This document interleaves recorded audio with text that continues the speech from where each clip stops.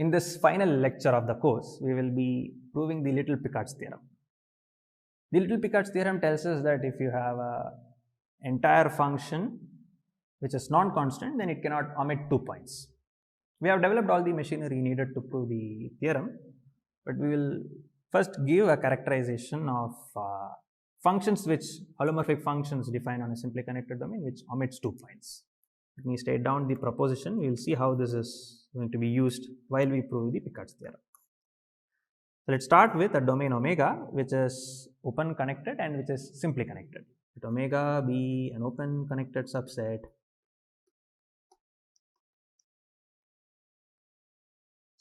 of C which is simply connected.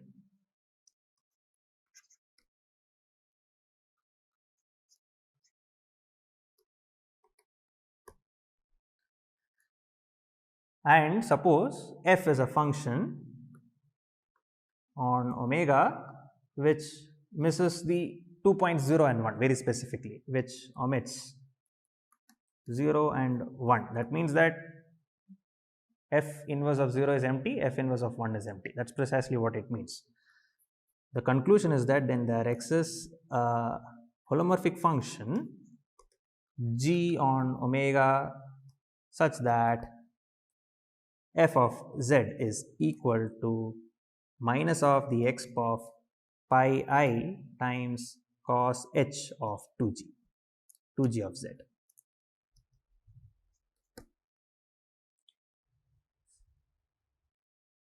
Let us give a proof of this.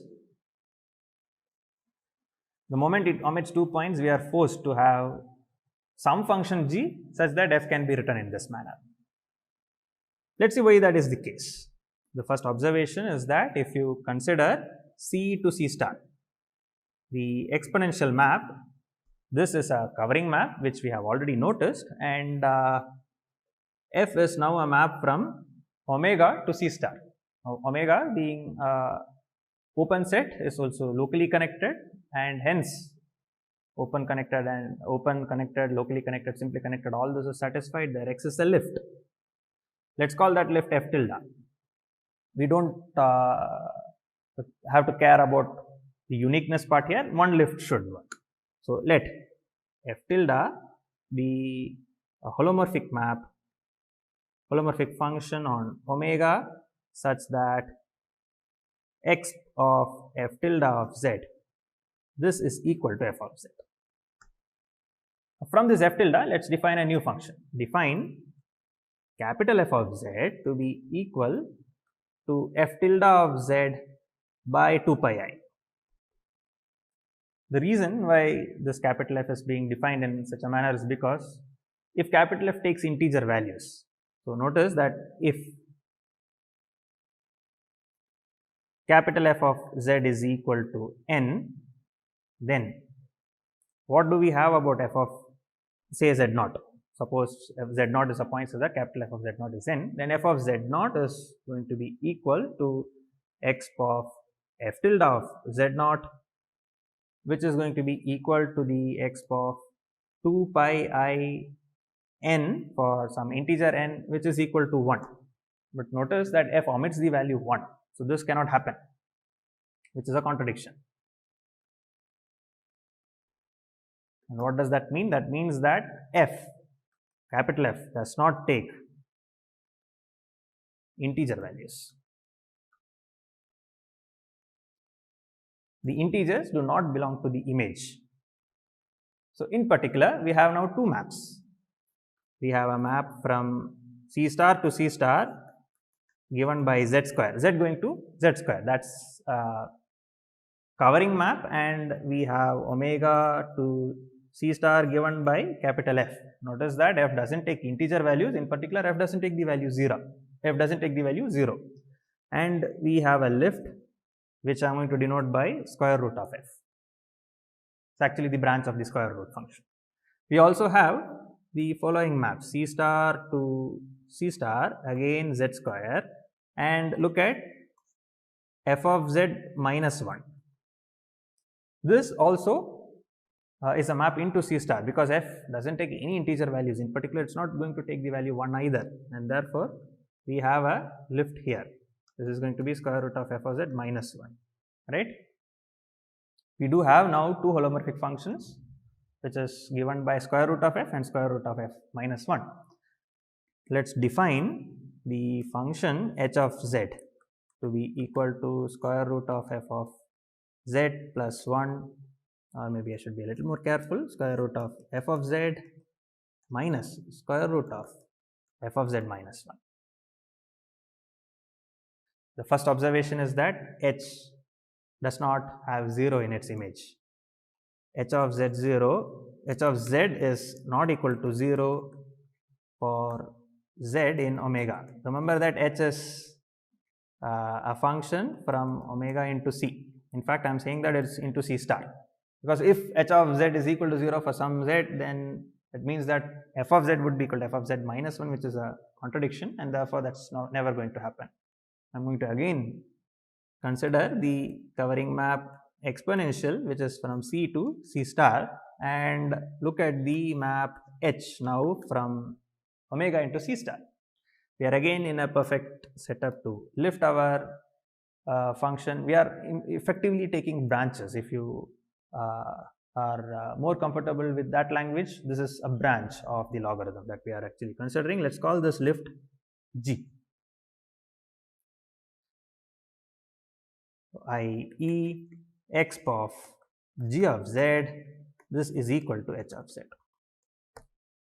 Now let's see what happens to cos h of 2g of z.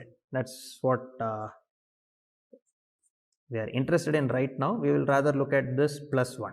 If you go up and look at the statement, it was cos h of 2g of z times pi I that we are interested in, isn't it? So let's look at cos h of 2g of z plus 1. What is this going to be equal to? By very definition, this is going to be equal to e to the power 2 times g of z plus e to the power minus 2 times g of z by 2 plus 1. That's the very definition of cos h, right? And if you notice, this is just e to the power g of z plus e to the power minus of g of z, the whole square by 2. If you expand it out, that's going to be the same thing above. And we know what e to the power g of z is. E to the power g of z is exactly equal to h, because after all, g was the lift of h, right? It's a branch of the logarithm of h. So this is going to be equal to h of z plus 1 by h of z, the whole square by 2. But what was h of z? H of z was square root of, let me just write it down here, h of z was equal to square root of f of z minus square root of f of z minus 1. So what is 1 by h of z? Should sit down and check that. This is just going to be equal to square root of f of z plus square root of f of z minus 1. Just multiply in the numerator and denominator by square root of f of z plus square root of f of z minus 1, you will get this. And therefore, if you add it up, you are going to end up with 2 times f of z, right? So we have cos 2g z plus 1 is equal to 2 times f of z. But what do we know about e to the power 2 pi I times f of z? Let me just go up and remind you what our capital F was. Capital F was this, 2 pi I times f of z is f tilde of z, and by very definition, this is equal to, let me write it down here, e to the power 2 pi I f of z is the same as e to the power f tilde of z, and f tilde was a lift of f, so it's a branch of the logarithm of f. So this is going to give you f of z back. And what is it to the right? You multiply now, this is going to be equal to, what was all this? This is cos, let me write down what it was here. This is cos h 2g of z plus 1. So this is cos h 2g of z plus 1. So if you multiply by pi I and lift it, take the power, this is going to be equal to e to the power pi I times cos h of 2g of z times e to the power pi I, which is minus 1, which is hence equal to minus of e to the power pi I cos h of 2g of z. And that is precisely what we were trying to prove. So we have now got a function g which is defined on the domain omega, which is a simply connected domain which satisfies the condition f of z is equal to minus of the exp of pi I times cos h of 2g of z. So why did we deal with such a weird function g? The reason is that this g is special. It tells us, we will just see in the next proposition that g is a function which does not contain a disk of radius 1, any disk of radius 1 in its image. Let me write down the proposition and then we will prove it. The function g does not contain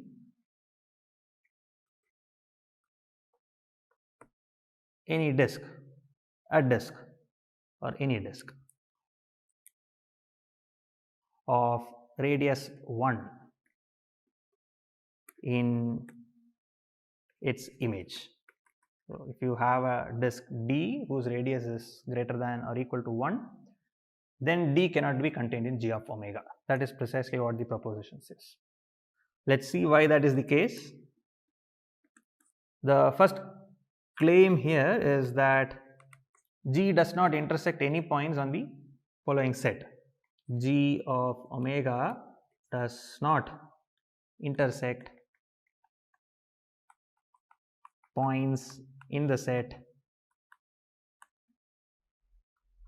capital S, which is given by plus or minus log of root n plus square root of n minus 1 plus half of I m pi, where n is greater than or equal to 1, positive integers, and m belongs to integers, any set of integers. The first thing to note is that if I have to capture the set here on the complex plane, they are just going to be a complex, they are going to be a grid of this sort with the points on the vertices. They are going to be exactly these points. This is what the points which are being darkened will be the points of capital S in this case. Now let's see what is the, assume that this claim is true. Let's assume for a moment that the claim is true and let's see why this is going to give us a contradiction. Assume that why not contradiction, why this is going to give us the proposition. Assume that the claim is true. The first observation is that if you pick any, if you pick the diagonal of any such rectangle here, we can bound them above. Why is that the case? Length and the breadth can be bounded in each of the rectangles given here. The length is going to be bounded by, or the height is going to be bounded by the, let me write it, the height of each rectangle is bounded by half of I times m plus 1 pi minus half of I times m pi, the absolute value, which is equal to pi by 2, which is in fact less than square root of 3. This is something which you should sit down and check. And what about the other width? This is the height. Let's look at the width. Log of square root of n plus 1 plus square root of n minus log of square root of n plus square root of n minus 1. This is what we are interested in. So plus or minus is there, but we are looking at the absolute value. So what is going to be the absolute value here? The first observation should be that this is indeed greater than 0. The length is going to be greater than 0, and that's not what we need. We need an upper bound. To check that this is indeed an upper bound, let's look at the function log of square root of x plus 1 plus square root of x minus log of square root of x plus square root of x minus 1. And if you consider this function, let's call it something phi of x, this is a decreasing function. Check that phi is a decreasing function. Some real analysis checks to be done, which I will leave it to you. Check that phi is a decreasing function and phi of 1 is less than 1.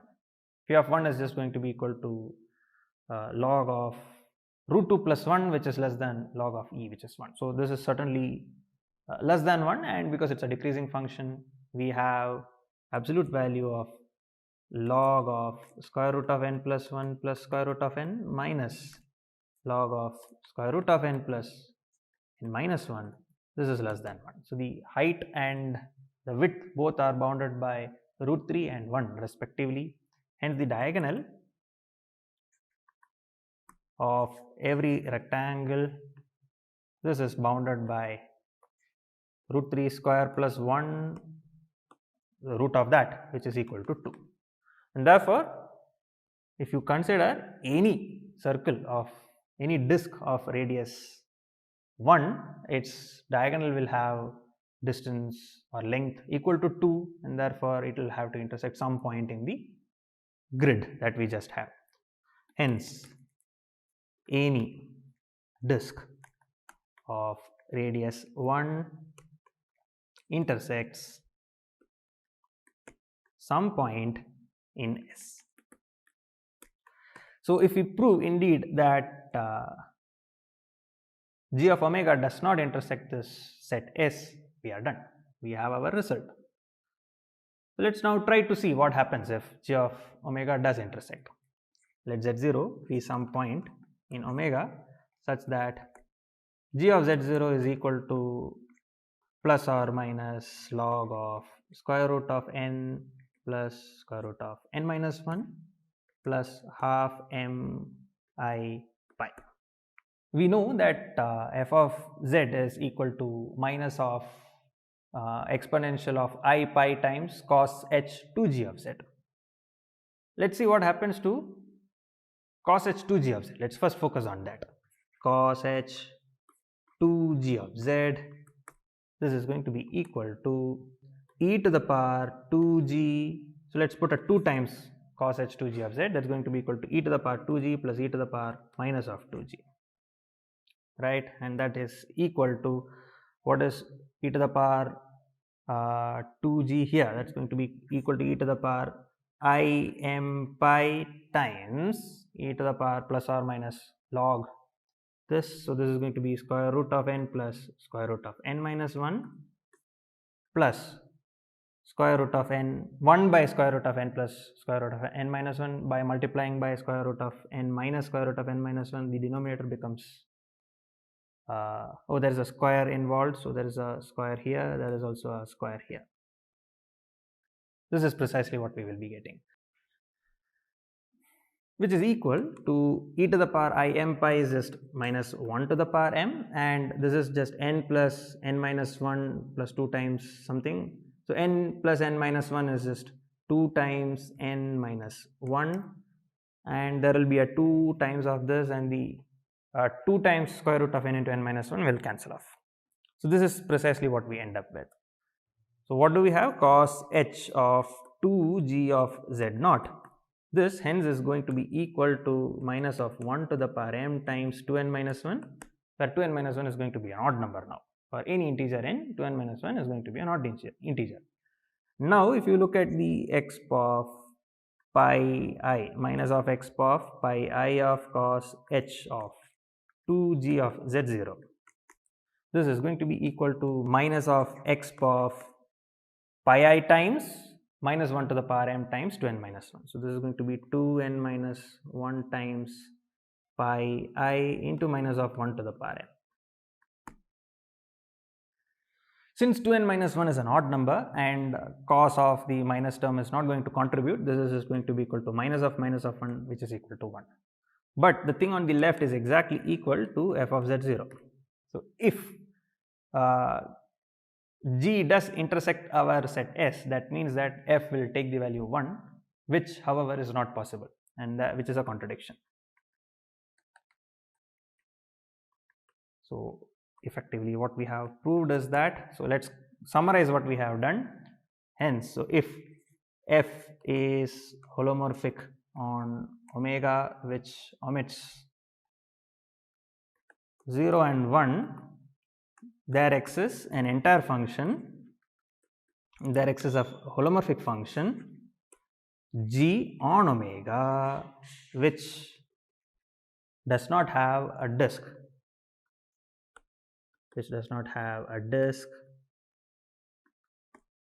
of radius 1 contained in g of omega. This is precisely what we have proved till now. So, if f is a function on some simply connected set which omits 0 and 1, this is precisely what we have. Let me now state and prove the Little Picard's theorem. Little Picard's theorem states the following.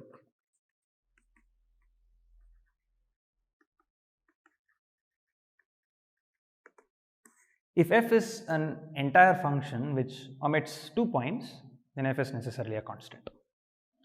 If f is an entire function which omits 2 points, that means 2 points, there exist 2 points which do not belong to, at least 2 points which do not belong to the image of f, then f is constant, then f is a constant function.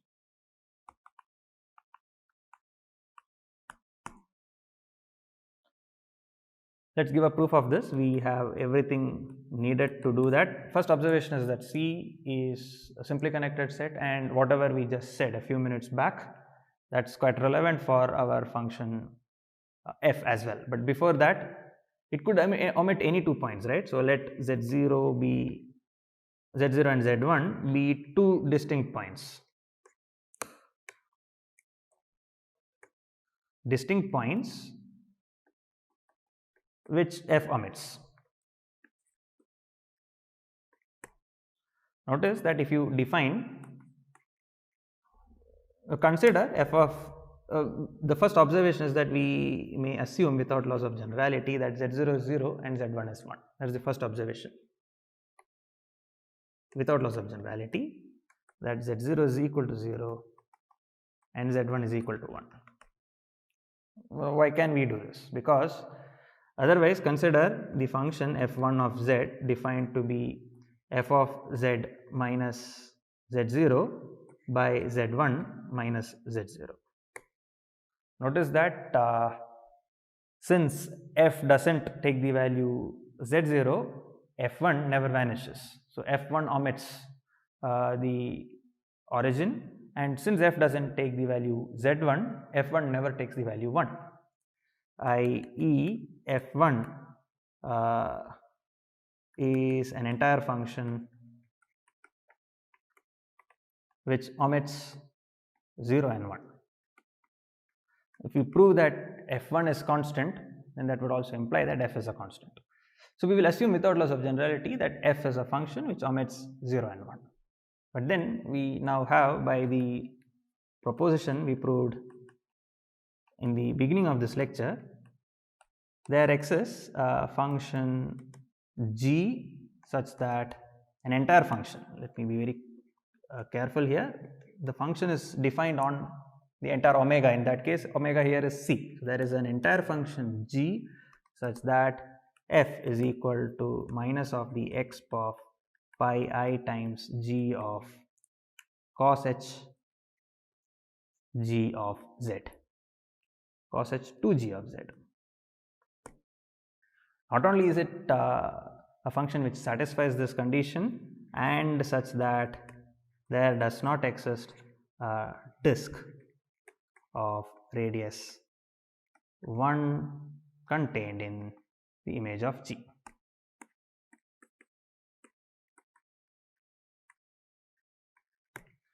Let us assume that f is non-constant. Now we are going to come to a contradiction.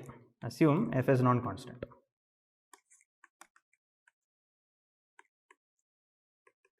If f is non-constant, in particular g is also non-constant, and because g is non-constant, there exists some point z0 where its derivative does not vanish. So, let z0 be a point in C such that g prime of z0 is not equal to 0. And we will now consider a function h of z. Define this function h, which is defined as g of z plus z0 minus g of z0.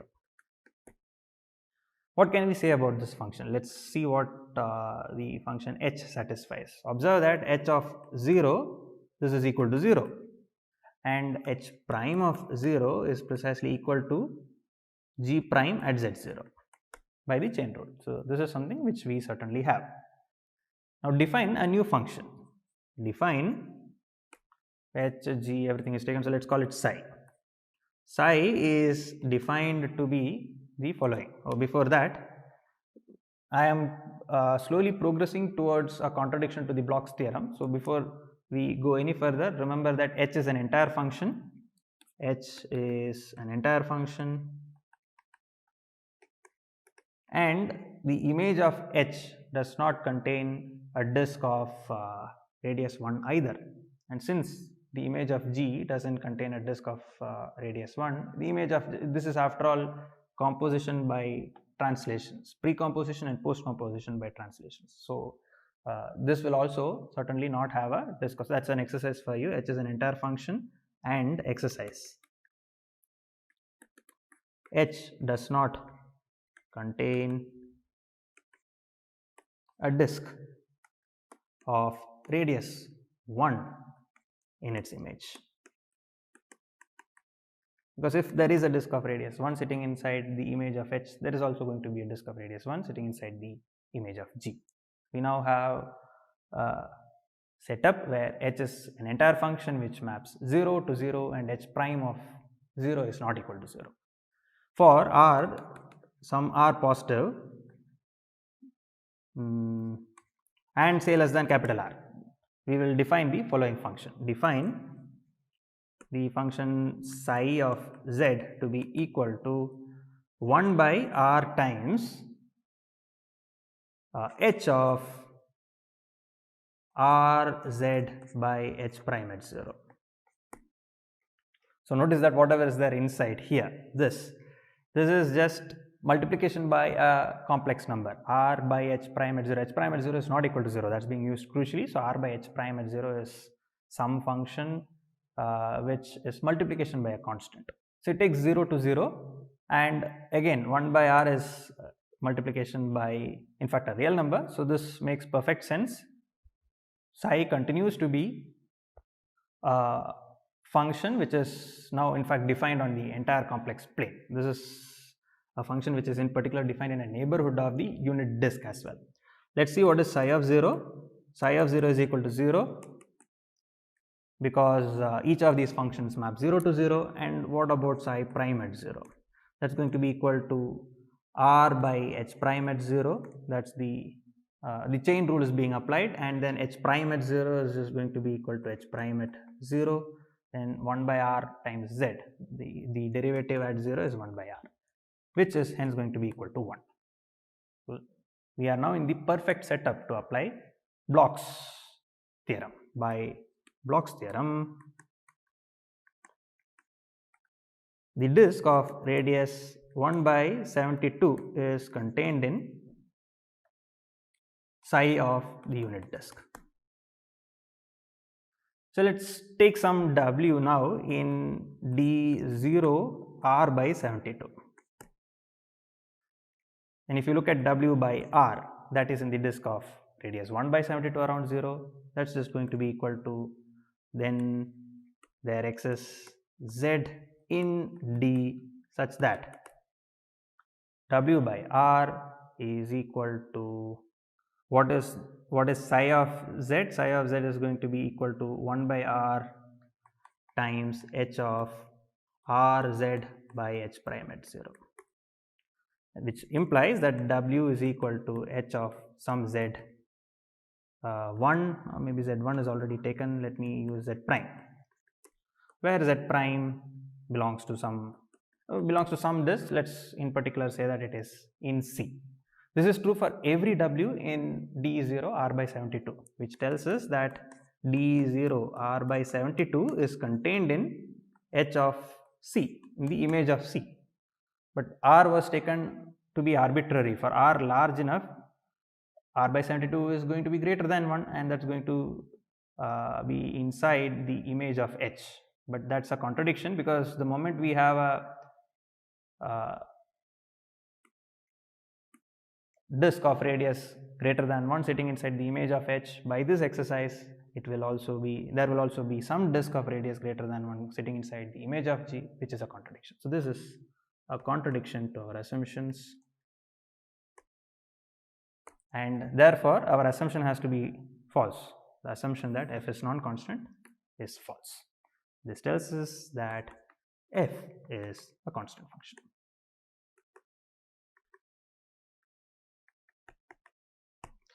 And that completes the proof of the Little Picard's theorem. With the conclusion of Picard's theorem, we have come to a conclusion of this course. There are multiple directions in which you could take the study of complex analysis further.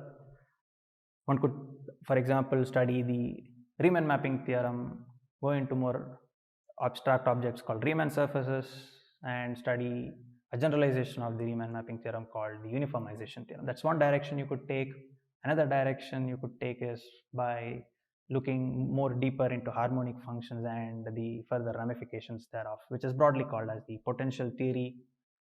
One could also take up the study of conformal mappings and quasi-conformal mappings, or you could also jump into the direction of number theory, wherein you study zeta functions, prime number theorem, and such things. I hope that you have benefited from this course, and let me stop here by wishing you all the best in your future endeavors.